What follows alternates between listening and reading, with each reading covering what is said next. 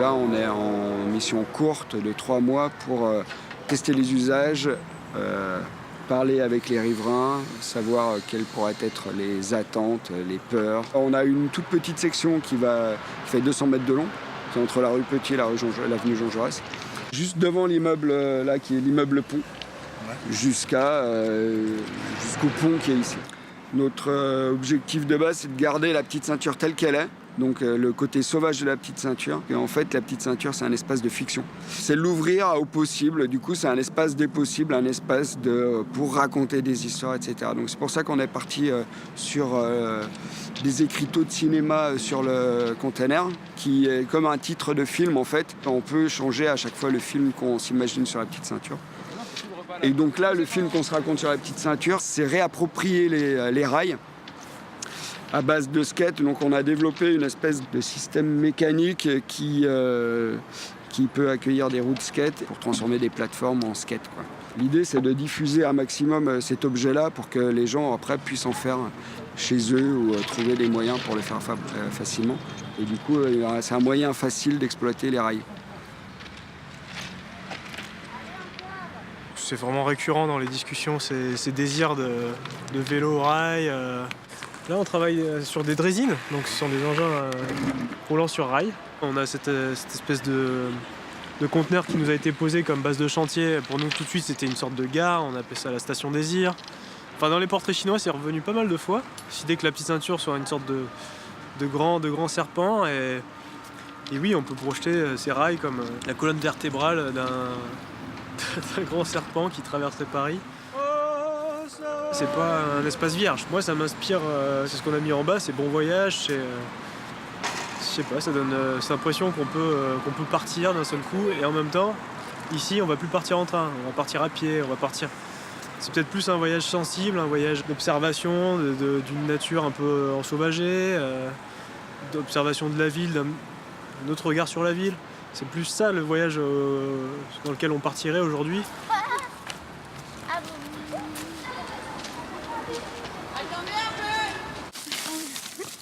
Tu vas faire quoi avec elle? Pas grand chose parce que c'est une guêpe et ça pique. Voilà. Et la petite ceinture, vous connaissez? On va faire Ah non, ça c'est la grande.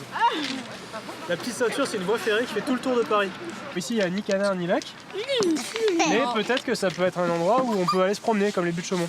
Voilà. Là, on va se promener. On va un peu se promener, ouais. C'est les portraits chinois qu'on a réalisés sur le petite ceinture lors des ateliers. Le serpent, le fait qu'elle soit sauvage, qu'est-ce qui est revenu indépendante, qu'elle aime pas être dérangée. C'est quoi cette rue là? Ça invite au voyage, en plus ces rails, c'est un voyage dans le temps et dans l'espace. Il y avait un jeune homme d'ailleurs justement qui avait dit c'est marrant quand on se balade sur la petite ceinture, on a l'impression d'être spectateur d'une ville dans laquelle on est acteur d'habitude. Parce qu'on se balade un peu au-dessus des gens et donc du coup on observe un peu comme une petite souris ce qui se passe en bas, l'agitation urbaine, alors qu'on est dans un lieu très paisible et qui invite plutôt au calme et à l'apaisement. Quand vous baladez sur la petite ceinture, c'est tellement, vous avez l'impression d'être dans une intimité, dans un lieu un peu secret, vous n'avez pas le droit d'être là normalement.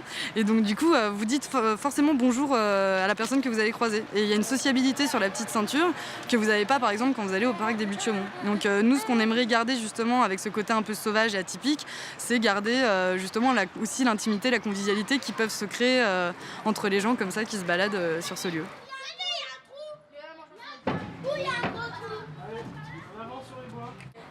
Mais si on tombe, c'est pas solide.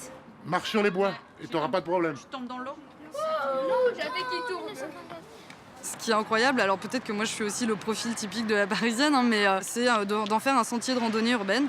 C'est-à-dire que si on veut se balader sur la petite ceinture, et bah oui, il faudra prendre des bonnes chaussures de marche, une lampe torche et c'est un peu l'aventure, quoi. C'est pas, on va pas en faire une autoroute verte. Mais non, il n'y a rien de tête. Ah, vous êtes là, non? C'est toujours moi au micro, bah ouais. Qu'est-ce qu'on en fait de cette petite ceinture?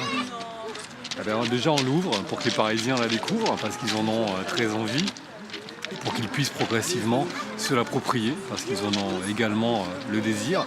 Et donc en même temps, il y a des questions d'accessibilité, des questions de sécurisation, notamment les ouvrages d'art, les ponts, tous ne sont pas en parfait état, d'accueillir de façon sécurisée un trafic piéton supplémentaire. Bon, voilà. Et en même temps, l'idée qui nous anime, c'est de ne pas préempter l'avenir de la petite ceinture, tout en l'ouvrant aujourd'hui. C'est-à-dire qu'il ne s'agit pas de l'aménager de façon lourde, de façon définitive. On n'est pas propriétaire de la petite ceinture, nous en sommes les héritiers. Et on doit en être aussi les transmetteurs à d'autres générations, donc des aménagements légers, réversibles, pour reprendre un terme très codé, des aménagements légers, préserver aussi cette porte ouverte sur la nature à Paris qu'on a la chance d'avoir avec la petite ceinture, et puis laisser aussi les gens développer leur imaginaire et faire des propositions, et puis laisser aussi le temps faire mûrir, émerger des idées nouvelles, des projets. Voilà, c'est pas l'idée d'aménager une page blanche et puis après on la met à disposition des usagers. L'idée c'est de l'ouvrir, de poser quelques principes, notamment l'évolutivité, la légèreté des aménagements, mais aussi de laisser les gens inventer ce qu'ils ont envie de faire la petite ceinture. Depuis ce matin, on accueille le public, donc ils font des Il y a toujours beaucoup de curiosité. Toujours. Il y a beaucoup de gens qui n'osent pas braver les interdits. Il y en a quelques-uns qui nous disent oui, moi je l'ai déjà fait, mais il y a quand même beaucoup de gens qui disent ah non, moi je l'ai jamais fait, c'est interdit, alors que bon, c'est vrai que... C'est rassurant. Oui, c'est vrai. Je sais pas si c'est rassurant ou pas, j'en sais rien. Mais... Un peu, oui. L'idée aussi que c'est un espace de liberté en fait, et de pouvoir garder certaines libertés d'action, et que nous on interprète aussi comme des lieux de condensation aussi d'initiatives locales, de comment aussi des lieux comme ici peuvent devenir des lieux animés par des structures locales. De pas figer les choses. Ouais, éphémères. Mais et que les gens puissent s'approprier. Oui, et qu'on ne leur aménage pas. Et à la fois vraiment cette idée de linéaire. Voilà. Après, les chars roulants, là, il y a aussi cette idée de la petite ceinture comme un grand carrousel, qui serait une sorte de carrousel géant sur lequel circulent des engins d'attraction humaine. Ouais, voilà, des choses bizarroïdes. Qui ne font pas de bruit. On est lyrique avec la petite ceinture. Bien sûr, bien sûr. Il y a un côté poétique. C'est un espace. Poésie urbaine, onirique, absolument. C'est un écran blanc, un petit peu, sur lequel on peut projeter un certain nombre de choses. On voit pas ton visage. Voilà, super. Pour moi, il faudrait ouvrir certaines parties et laisser d'autres inaccessibles. C'est ce qu'on se dit. En fait, on se dit qu'il y a peut-être des stations qui sont ouvertes et facilement accessibles pour des gens à mobilité réduite, et puis que le reste des tronçons reste comme il est, en se disant en fait la petite ceinture c'est un chemin de randonnée ou c'est un lieu, on y va, c'est ça qu'il faut faire. On est équipé de bonnes chaussures. On peut pas tout faire et c'est bien de faire un petit truc. Parce que la petite ceinture c'est beau. En fait. La petite ceinture dans le 19e arrondissement a l'immense avantage de relier plusieurs sites très structurants de l'arrondissement, du parc des Buttes-Chaumont jusqu'à tout le pôle parc de la Villette, et en poursuivant jusqu'au nouveau quartier Rosa Parks, McDonald's. Et donc dans cet arrondissement qui historiquement s'est structuré sur des liaisons est-ouest, je pense à l'avenue Jean Jaurès, à l'avenue de Flandre, c'est une opportunité unique de retrouver une linéarité nord-sud, piétonne, cycliste, en tout cas circulation douce, sur un axe qui aujourd'hui est peu praticable, et donc de relier les grands sites de l'arrondissement. Donc on pourrait appeler ça une transversale nord-sud. Tout est possible à la condition que ce qui se fera sur la petite ceinture ne produise pas de nuisance. On est, vous le voyez, adossé à des immeubles, la petite ceinture est immergée dans les quartiers habités. On ne peut pas envisager quoi que ce soit qui produise des nuisances. À partir de là, à partir du moment où cette condition-là sera respectée, tout est imaginable, y compris des modes de transport doux, dès lors qu'ils ne produiraient pas de nuisances particulières.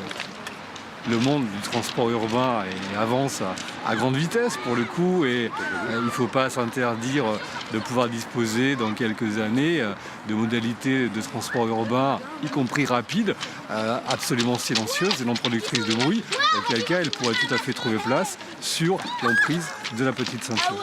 Notre manière de faire la synthèse un peu de toutes les choses qu'on a entendues, c'est peut-être que la petite ceinture serait une sorte de chemin de randonnée urbain. Peut-être que les cailloux, ils restent là en fait, parce que quand on est sur un chemin de randonnée, on marche dans les cailloux et puis on met des bonnes chaussures et puis on y va. Et que peut-être que ce chemin, il serait ponctué de différents refuges, qui seraient des stations, qui seraient des lieux davantage en lien avec le quartier, avec des micro-espaces et avec des énergies locales.